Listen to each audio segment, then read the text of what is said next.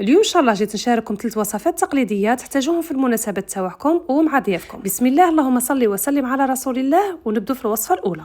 كي تكون كاينه مناسبه ولا جي عندنا ضيف نبغوا نكبروا به نديروا له طاجين الرقاق، واليوم جبتها لكم بالطريقه الوهرانيه، وقولوا لي نتوما في التعليقات كيفاش تسموه حسب الولايه تاعكم. بسم الله، حطيت فيه كيكوطه سمن والزيت ودرت فيه الدجاج يتقلى، خضره اللي نسحقوها، طوماطيس والكروطه، البطاطا واللفت والبصل وزيدي الكرافس. قطعت الخضره عشوائي والطوماطيس ما تقلعولهاش القشره، غرف كبيره طوماطيس تاع القوطي، الحمص اللي كان منفخ ليله مسبقا، نديروا الكروطه واللفت وزيدوا لي الكرافس. وبين السر البنه ندي مكعب كامل من مرق دجاج تاع جامبو نفتح، ولي زيبيس اللي غادي نخدم بهم نديروا الملح حسب الذوق، وزيدي لي الكركم، سكنجبير، شويه تاع الحروش، شويه تاع فلفله حمراء، شويه تاع الزعفران، وعود تاع قرفه. والكبابه تاني ضروريه بزاف في الرقاق. ندي كلشي يتقلى لي غير شويه ونعاود نمرق، يا اما بالماء حامي ولا دافي، ما ديروش ما بارد.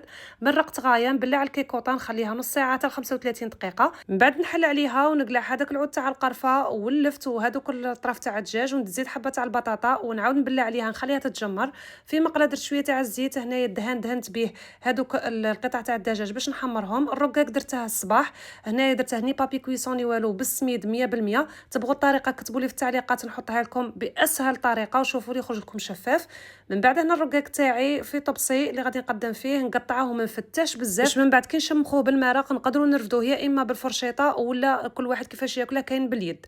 هنا قطعت اشرطه كيما هكا الورقه تاع الرقاق، وغادي نديرها صامسات هذه للتزيين، كل وحده وطريقتها. يعني هذه انايا تزيين من عندي درت لها كيما هكا. وفي نفس المقله اللي قليت فيها هذاك الدجاج غادي نحط فيها الحبيبات تاع الصامسه كانوا خاويين كيما شفتوا، وهنا غادي نحمرهم باش نعطيهم شكل شباب ويزينوا لي الطبق تاع الرقاق. حطيت هذاك الدجاج بعد اللي حمرته، كنت مصفيه الحمص باش نقدمه كيما هكا، ندير اللفت والكروطه ونزيد هذوك الصامسات اللي نزينوا بهم، وسقوا وحطوا معاه ثاني المرقه تاعه اللي يبغي يزيد يزيد. بكري ما كانوش يحطوا الفراشيط ولا الكارفويات، كانوا ياكلوه بيديهم، وانا ثاني نبغي ناكله بيدي. قولوا لي اسكو نتوما من جماعه تاع الفرشيطه ولا بيديكم؟ سلام. ما تقولي ليش مازالك ديري المبسس باش تحضري رفيس، نحضروه بلا حليب وتاكلي ما تاكلي ما يديرلكش هذاك الحريق في الاستومك. مع فكره تقديم جديده لمناسباتكم يجي بزاف بنين، وهاد الطريقه سهله ماهله، وفي الاخر نقول لكم وينها ولايه ديروه نتوما تشربوه مع لاتاي ولا مع البن ثاني. قولوا لي في التعليقات. بسم الله، عندنا 3 كيلو تاع سميد متوسط، غرب ليهم وديروا لهم شويه تاع الملح في كل كيلو. ديروا حفره في الوسط تكوني مذوبه السمن ولا الدهن ولا خليط بين السمن والدهن، كمليه بالزيت كيما شفتوا في هذيك الكيله.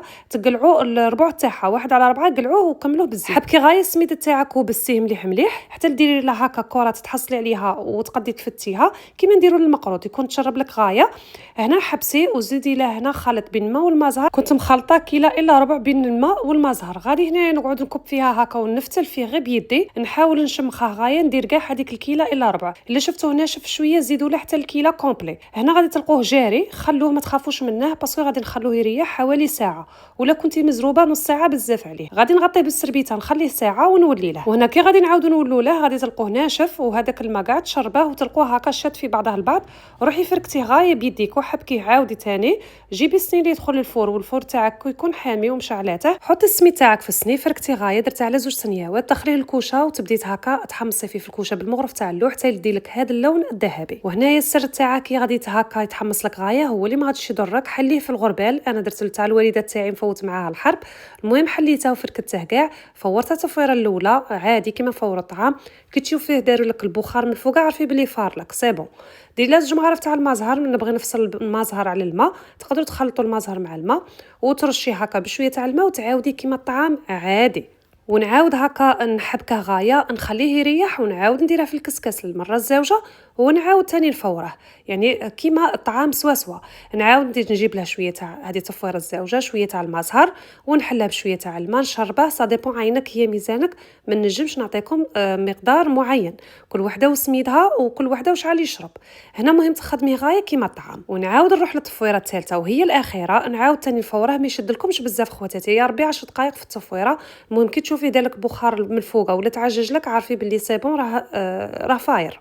جيبي له مغرف كبيره هذه الاخيره والتاليه، ما غاديش ندير المزهر، مغرف كبيره تاع دهان، تقدروا تروحوا حتى ل2 و3. انا هنايا صاي كان ما شاء الله معاود غايه كل وحده وسميتها.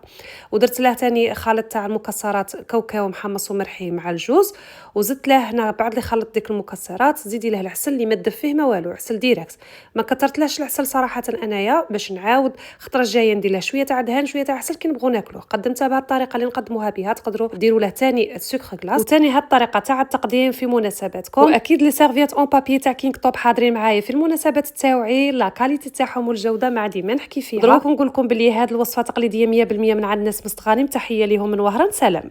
ما تقوليش عندك مناسبه ولا نفاس وهذا النوع تاع الطمينه ما ديريهش، صحيه وبزاف بنينه وليد تذوقها عندك تقول لك باش راكي خاتمتها. نسحقوا فيها كيله تاع العسل وكيله تاع الدهن اللي ذوبتها حتى وصلت لدرجه الغليان باش نتخلص من الماء اللي كان فيه، وزدت معاها ربع كيله تاع الحليب تاني اللي كان حامي. نخلط كلشي بالفوي غايه ونزيد هنا المكون الاساسي اللي هو الروينه ولا بسيس قسنطينه من عند صفحه زينه. عندهم التوصيل ل 69 ولايه وداروا لكم خصم تاع 20% اللي يستعمل الكود برومو لاكي 31. استعملت من بسيسه 2 كيلات وخلط مليح مليح حتى تحصلت على هذا القوام، ما تكونش ناشفه بزاف وما تكونش جاريه، وهكا تزينوها باش ما بغيتو. درت لها انا شويه كاوكاو محمص ومرحي وزينتها بهذا التزيين، وكل وحده التزيين تاعها تبدع فيه كيما تبغي. وبالنسبه لهاد الخطوط غادي نديرهم غير بالظهر تاع الخدمي، ومن بعد نفوت هذا الخدمي ندخله في القرفه المرحيه ونعاود نفوت عليه باش يولي لي هكا باين بالبزاف. وبلا ما ننسى مكونات تاع بسيس تقسنطينه فيها القمح والشعير، وزيدوا لي تاني العدس الاخضر والعدس الاحمر، فيها حبه حلاوه، فيها تاني الخروب، فيها المكسرات جنجلان وتاني لوز وكاوكاو. هذه هي خواتاتي صحيه 100%، سيرتو اللي عندهم فقر الدم ولا اللي عندهم لانيمي تحتاجوها بالبزاف. والنافس تعطي لك الحليب ما شاء الله، بنتها بزاف شابه وما تنشبعش، لازم تجربوها سيرتو تبارطاجوها. والسلام عليكم.